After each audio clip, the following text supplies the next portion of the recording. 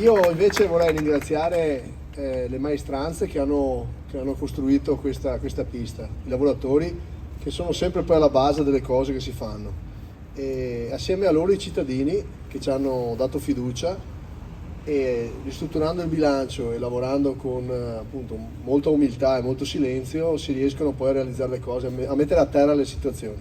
Per cui insomma adesso andiamo a provarla. Io credo che a livello più complessivo la pista ciclabile qui serva, oltre che per le cose che sono appena state dette, anche per collegare meglio Marghera a Venezia, Marghera a Mestre, un passaggio sicuro per arrivare prima al Vega, poi adesso verrà finita la stazione per cui verrà fatto il sottopasso e da lì si può andare all'Università di Torino, perché anche qua, anche a Marghera, ci possono essere ragazzi che vengono a vivere.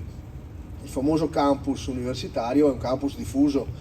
Questo circuito consentirà alle persone la mattina, a qualsiasi posto abitano, non importa, di circuitare la città.